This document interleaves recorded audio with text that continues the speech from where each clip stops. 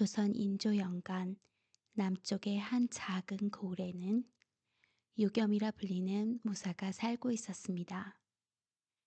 그는 전란에서 큰 공을 세우고도 벼슬길을 마다하고 조용히 고을에 들어가 살고 있었습니다. 그의 검에는 한 방울의 피도 남지 않았다 하여 사람들은 그를 백검이라 불렀습니다. 그는 어쩐지 사람들을 멀리하고 스스로를 고립시킨 채 산속을 드나들며 살고 있었습니다. 그 고을에는 또 하나의 유명한 이름이 있었습니다. 바로 기생 소월이었습니다. 그녀의 가야금 소리는 마치 달빛처럼 고요하고 눈빛에는 맑은 별빛이 수놓은 듯 반짝거리고 있었습니다. 하지만 누구보다도 곱고 따뜻한 마음을 가진 여인이었습니다. 안녕하세요. 오나야담에 오신 것을 환영합니다. 오늘은 검 하나로 나라를 지키고도 검에 묻은 피에 괴로워하는 명검에게 나타난 한 기생의 지고지순한 사랑 이야기입니다. 오나야담에서 떨리는 감성을 전해드립니다.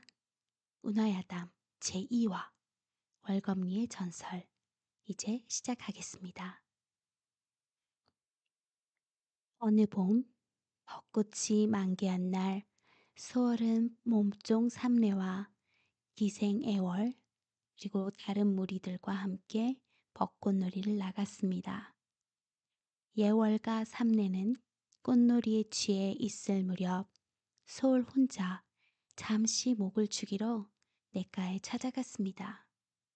네, 냇가의 바위를 건너는데 그만 발이 미끌려 넘어졌습니다. 순간 묵직한 손 하나가 그녀의 허리를 잡았습니다. 어, 어머나! 괜찮으시오. 윤겸의 지긋한 목소리와 날카로운 눈빛, 다소 그을린 피부는 그녀를 긴장하게 만들었습니다. 소월은 말했습니다. 감사합니다. 아니요. 윤겸은 그녀의 벚꽃같이 만개한 아름다움에 그만 할 말을 잃고 불이 붉어졌습니다. 소월 역시 홍조빛의 뺨이 더욱 발그레해졌습니다. 이제 그만 저를 놓아주시겠어요? 아, 미안하오. 하며 그녀를 평평한 곳에 내려놓았습니다. 다시 한번 저를 도와주시어 감사합니다. 저는 명월간의 소월이라 하옵니다. 윤겸은 대답하며 아, 나는 윤겸이라 하오. 반갑소이다. 소월의 눈이 반짝하고 빛이 나며 동그래졌습니다. 사실 소월은 백겸, 윤겸에 대한 소문은 익히 들어 알고 있었습니다. 윤겸이 장군으로서 적군을 물리쳤던 것과 또 지금 피폐해진 채 그의 삶이 엉망이 된 것도 냉혈한으로 소문이 난 것도 그녀는 익히 들어 알고 있었습니다. 그러나 어쩐지 그녀의 눈에는 그는 왠지 아픔이 묻어났습니다. 그는 그녀를 업어 기생무리가 있는 곳에 조용히 내려두고는 아무 말 없이 뒤돌아갔습니다. 며칠이 지난 어느 밤, 용겸은 관아의 잔치에 불려나갔습니다. 그곳에는 기생 소월이도 있었습니다. 그날 소월이는 가야금을 켜며 부른 노래가 있었습니다. 바로 전쟁에서 잃은 이들을 위한 진홍곡이었는데 유겸은 그 곡을 듣고 마음이 흔들렸습니다. 그녀의 갸녀린 손이 가야금의 음율을 만들어낼 때마다 검을 휘둘던 적을 베던 그의 손이 떠올랐습니다. 그날의 기억에 그는 처음으로 떨렸습니다. 그대의 노래는 귀보다 더 붉은 마음이구려. 검을 잡으니가 어찌 마음을 이야기하십니까? 검으로 지키고 싶은 것이 있다면 마음이 있어야 하지요. 그의 눈빛에 쓸쓸한 눈빛은 그녀의 마음을 뒤집었고 그 둘의 눈빛은 서로의 떨림을 붙잡아 주듯 자꾸만 마주쳤습니다. 그날 이후 두 사람은 달빛 아래서 종종 마주했습니다. 소월은 가야금을 타고 유겸은 건물을 주었습니다. 달빛이 둘 사이를 비추면 세상은 그 둘밖에 없는 듯 하였습니다. 유겸은 무사로서 지키고 받들었던 그 어명과 무관으로서 살렸던 백성들에게 그 공을 치하받았으나 마음 한켠에 자신의 검에 묻혀진 수많은 피에 결국 스스로 공허함만이 남아 속세와 단절하고 있었던 것이었습니다. 그런 그의 아픔을 끄집어내고 그의 공허함에 생기를 부여해준 이는 바로 유일한 단 한 사람, 그것은 소월만이 가능했습니다. 그날도 달빛의 소월은 너무도 아름다웠고 목소리는 은은한 향기가 배어나오는 듯 하였습니다. 달빛에 넘실거리듯 그녀는 시를 읊었습니다. 높고 높은 살자락이 푸르겠다 말하겠느냐. 백검의 청운함에 먹구름도 주랭량이라. 맑은 달 아래 너의 푸르름은 내 님의 건무 때문이니. 하며 조용히 내민 그녀의 손에는 월검이라고 새겨져 있는 옥놀이개였습니다. 그것을 그녀는 유겸의 검집에 달아주며 싱긋 미소 지었습니다. 유겸은 잠시 그녀의 떨리는 눈을 바라보다가 그녀를 꽉 움켜쥐듯 끌어안았습니다. 유겸은 말했습니다. 이제 내 검은 소월 그대와 함께할 것이오. 나는 검이고 그대는 내 검집이 되어주겠소. 영원히. 이튿날 그는 이내 마음을 굳히고 길을 나섰습니다.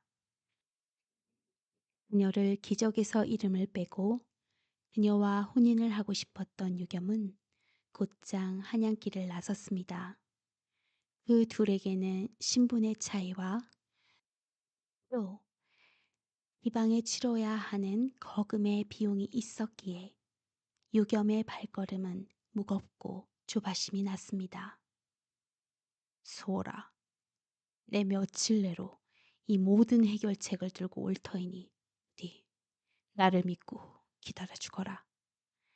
소월은 말했습니다. 네, 나으리 소녀 기다리겠사옵니다.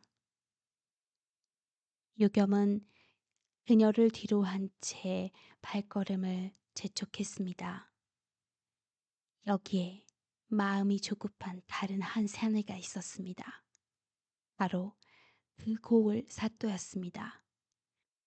사실 사또는 자신의 수청을 계속 거절하던 소월에게 분해하고 있던 터였습니다.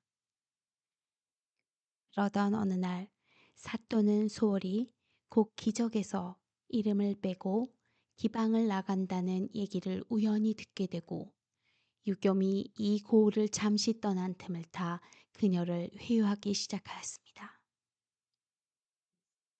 소라, 이제 그만 내 청을 바꿔라. 그깟 끈 떨어진 무간나부랭이를 믿고 있는 게냐? 내 처실 자리는 안 쳐주마. 그럼 너한테도 손해볼 건 없지 않느냐? 또 송구하오나 소녀는 그리는 못하겠습니다. 그리고 유겸 나으리는 반드시 돌아오십니다. 그녀가 다시 거절하자 사또는 그래? 오냐? 내년이 정령 말귀를 못 알아먹는 게로구나. 너는 결국 내 뜻에 따르게 될 것이다. 두고 보거라. 사또는 수아들에게 인연을 철저히 감시하거라.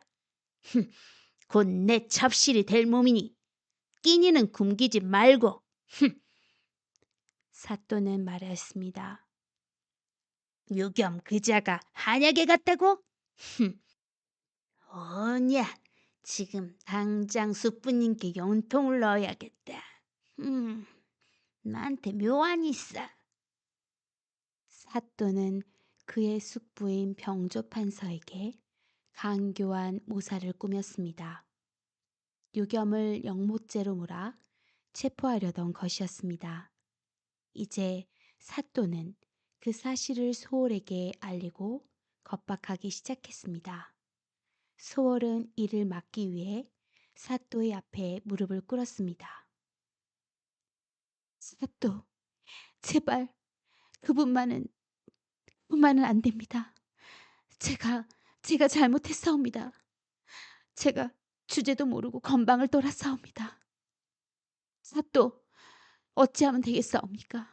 제가 이 제 몸을 밥시겠사옵니다. 부디 그분의 목숨만은 살려주시옵소서. 드디어 네가 정신을 차리는구나. 좋다. 허나 그 약속은 꼭 지켜야 될 것이다. 평생 네 목숨을 내게 걸어야 할 것이야. 한양에 당도한 그는 사또의 계략을 알게 되었습니다. 소월의 몸종인 삼례가 서신을 보내온 곳이었습니다. 그 말을 들은 유겸은 분노를 참지 못하였으나 곧장 임금님을 찾아뵈어 진상을 아뢰고 한양에 남아있는 집과 전답의 일부를 팔고 소월이 있는 곳으로 달려갔습니다. 그는 이미 임금님의 긴급 관찰 명령으로 어패를 들고 있었습니다.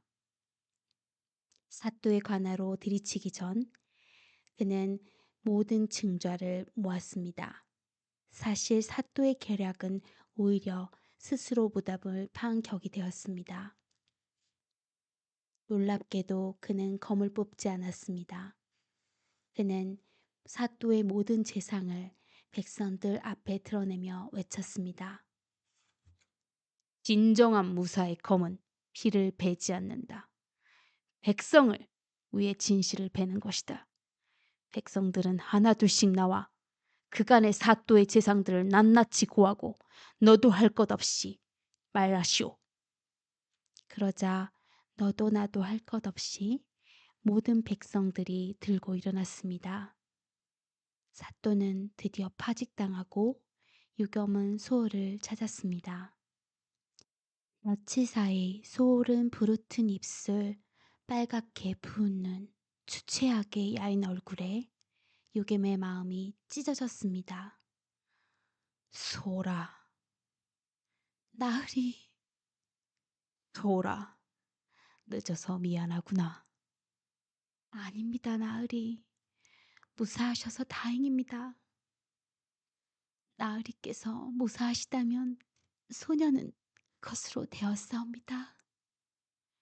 이제야 마음을 지켰으니 이제 내 검을 내려놓을 때가 되었구나. 나으리, 그런 말씀 마셔요. 이제 다시 그 검으로 부디 나라를 지켜주십시오. 백성들의 부름을 마다하지 마셔요. 저 소울이는 늘 이렇게 이 자리에 서방님 옆에 머무르고 있지 않사옵니까? 하며 유겸의 강직한 눈을 바라보았습니다. 며칠 뒤 봄비가 내리던 날 소월은 한양 외곽의 작은 초가집 마당에서 가야금을 켜고 있었습니다. 그녀의 손가락에는 옷가락지가 끼어져 있었습니다. 문이 열리고 낯익은 발소리가 다가왔습니다. 서방님, 소울의 미소는 한없이 부드러웠습니다. 지금 막 밥을 지었으니 잠시 기다려 주십시오.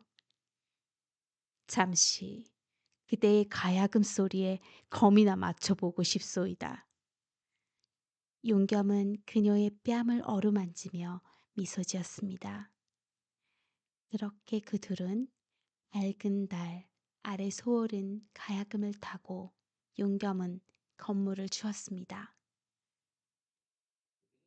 용겸의 명성과 소월의 내조가 사람들의 칭송을 받으며 사람들은 그 마을을 월검리라고 불렀습니다. 말빛과 검이 머무르던 마을이라 불리게 되었습니다.